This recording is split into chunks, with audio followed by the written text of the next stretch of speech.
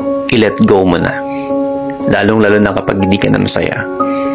Lahat naman ng tao na namimit natin, may mga lesson yan na hindi pwedeng wala. At kadalasan, yung mga lesson na yun ay galing sa mga masasamang experience na naranasan mo sa kanya. Kapag paulit-ulit kang sinasaktan at hindi ka natututo, sa huli, ikaw pa rin yung talo. Hindi ka pa rin magiging masaya at hindi mo pa rin mahanap yung totoong pagmamahal. Nakikita mo lang na mahal ka niya, pero hindi mo nararamdaman. Hindi mo nararamdaman yung genuine na feelings ng tao sa'yo. Pag lagi kang binabaliwala at parang feeling mo option ka lang, walang masama kung palayain mo yung tao. Palayain mo na yung mga tao na ginamit ka lang.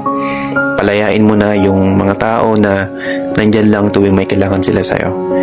At bigyan mo ng importansya yung sarili mo. Bigyan mo ng value yung sarili mo.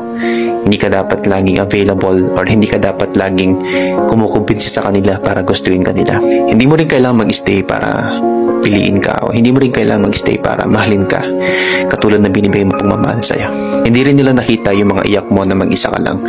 Hindi rin nila nakita yung mga pinagdaanan mo.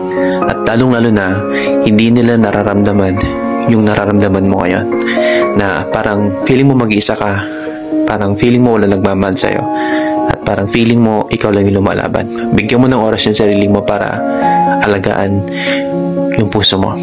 Bigyan mo ng tamang panahon yung sarili mo para matuto ka magmahal ulit. Dahil sa huli, kapag makahanap pa ng tao na sobrang genuine yung pagmamahal sa'yo, mamahalin ka nila hanggang sa huli. At hindi magbabago yun hanggang magtagal kayo.